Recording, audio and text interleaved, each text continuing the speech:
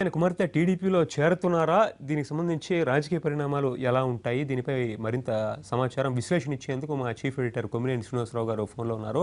కొమ్మినేని గారు, కర్నూలు జిల్లాలో ప్రముఖ నేత, పైగా వైఎస్ఆర్సీపీలో కూడా కీలక నేతల్లో ఒకరు భూమా నాగిరెడ్డి, ఆయన కుమార్తెతో సహా టీడీపీలో చేరుతున్నారు. ఆయనకు సంబంధించి మీ వద్దున్నటువంటి సమాచారం ఏమిటి? పరిణామాలు ఎలా విశ్లేషిస్తారు? అంటే ప్రత్యేకమైన సమాచారం కాదు, కానీ మనకు వస్తున్నటువంటి విషయాల ఆధారంగా చూస్తే ఈ రాజకీయాల్లో ఎప్పుడు ఏమైనా జరగవచ్చు అనే దానికి ఇది ఒక ఉదాహరణ మాత్రమే.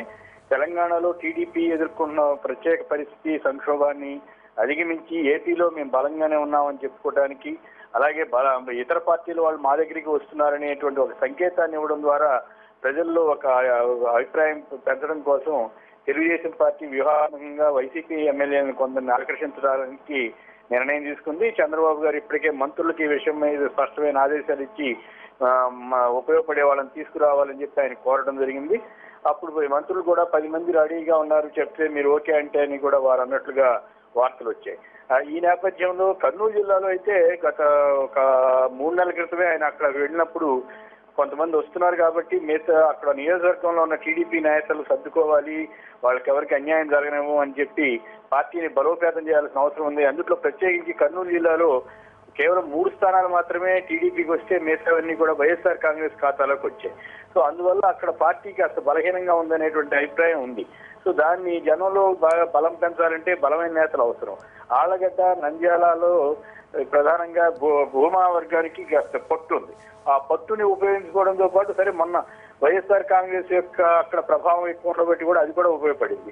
అవన్నీ ఉపయోగపడిన నేపథ్యంలో వీళ్ళకు ఉన్నటువంటి వ్యక్తిగతమైనటువంటి సామర్థ్యం, భూమా నాగిరెడ్డి గారు కానీ, చనిపోయినటువంటి శోభ గారు కానీ, వీళ్ళందరికీ అక్కడ ఒక వర్గం వ్యవహారం అంతా ఉండబట్టి వాళ్ళని తీసుకురావడం ద్వారా అక్కడ బలమైనటువంటి పార్టీగా మళ్ళీ నిలబడేటువంటి అవకాశం ఉంటుంది.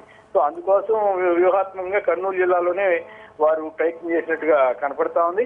అయితే ఇక్కడ పాయింట్ ఏంటంటే, ఇక్కడ తెలుగుదేశం నుంచి వెళ్ళిపోయిన వాళ్ళని, స్వార్థపరులని రకరకాల విమర్శలు చేస్తున్నటువంటి పరిస్థితి ఉంది.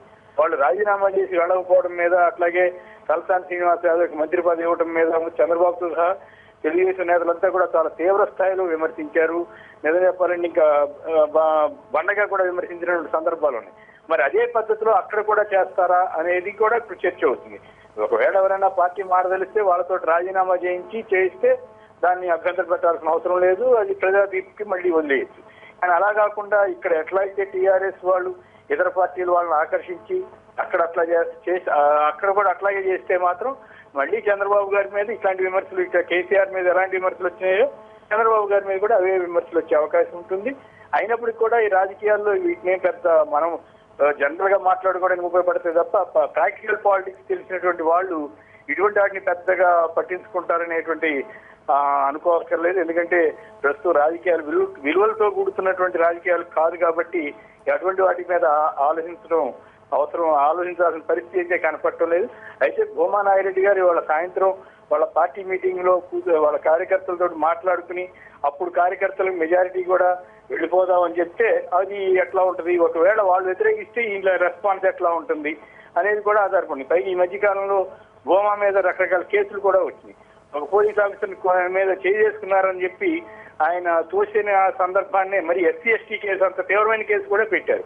సో సహజంగా పరిస్థితి ఎట్లా ఉందంటే, ఇవాళ రేపు అపోజిషన్ లో ఉంటే చిన్న ఇష్యూ జరిగినా కూడా పెద్ద కేసులు పెట్టడం, అధికారంలో ఉంటేనేమో ఆఫీసర్లను కొట్టినా ఏం చేసినా వాళ్ళ మీద కేసులే లేకపోవడం, ఇట్లాంటివి జరుగుతున్నటువంటి పరిస్థితి వాతావరణం ఇప్పుడు 2 రాష్ట్రాల్లోనూ కనపడతా ఉంది. ప్రత్యేకించి ఏపీలో అట్లాంటి చాలా సంఘటనలు జరిగినాయి. సో అందువల్ల ఇవాళంతా ఎందుకు అధికార పార్టీలో ఉంటే అన్ని నడిచిపోతాయి అనేటువంటి భావన ఈ రాజకీయాల్లో వచ్చింది. కాబట్టి అందుకోసం కూడా వీళ్ళు అధికార పార్టీ వైపు మొగ్గవచ్చు. అయితే ఖచ్చితంగా మొగ్గుతారా లేదా అనేది మనం నిర్ధారణ రావడానికి కొద్దిగా టైం పడుతుంది. సాయంత్రానికో లేదా రేపటికా ఇందులో వాస్తవం ఉందా లేదా, భూమా నాయుడిని ఖండిస్తారా, ఏం జరుగుతుంది అనేది చూడాల్సి ఉంటుంది. Paritosh. Right, thank you Kommineni గారు.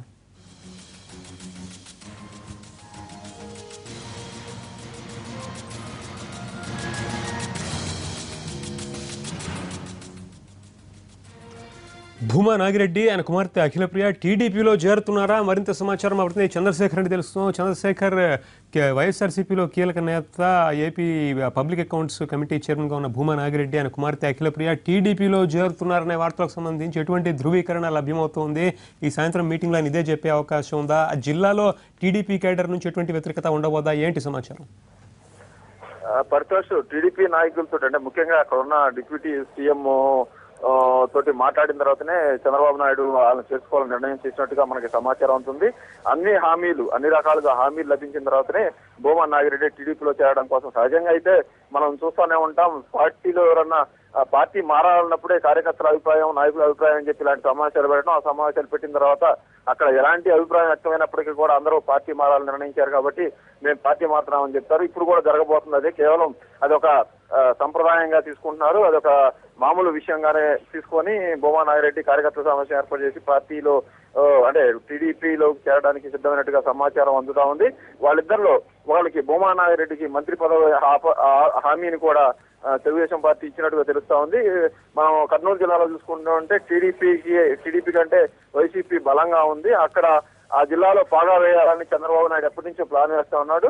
రెడ్డి సామాజిక వర్గం ఎక్కువ ఉండే ఆ జిల్లాలో టీడీపీ పట్టు సాధించకపోతే వచ్చే ఎన్నికల్లో ఇబ్బంది పడాల్సి వస్తుందన్న ఉద్దేశంతోనే చంద్రబాబు నాయుడు దాని మీద కాన్సన్ట్రేషన్ చేసినట్టుగా తెలుస్తా ఉంది. అందుకోసమే big wicket public accounts committee chairman గా ఉన్న వ్యక్తిని తీసుకోవడం ద్వారా ఒక ఊపు తీసుకురావడానికి తెలుగుదేశం పార్టీకి, అలాగే వైసీపీలో ఇబ్బందికరమైన పరిస్థితిని సృష్టించడం కోసం చంద్రబాబు నాయుడు ప్రయత్నం చేస్తుంది.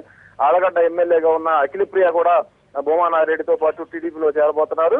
వాళ్ళలో తండ్రికి కానీ ఆమెకు కానీ మంత్రి పదవి ఇచ్చే అవకాశం ఉన్నట్టుగా తెలుస్తా ఉంది.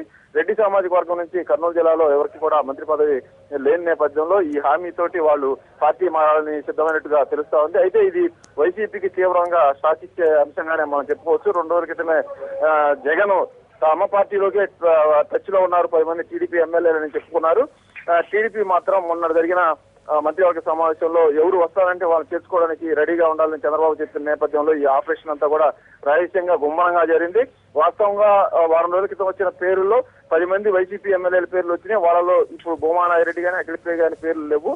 వీళ్ళిద్దరు చేరిక టీడీపీలో అనూహ్యంగానే చెప్పుకోవచ్చు. ఇది ఈ ఏపీ రాజకీయాల్లో వలసలకు ఈ అంశం గేట్లు లేవబోతుందనే దాన్ని కూడా ఇది ఒక సంకేతంగా మనం చెప్పుకోవచ్చు. పరితోష్. Thank you Chandrasekhar.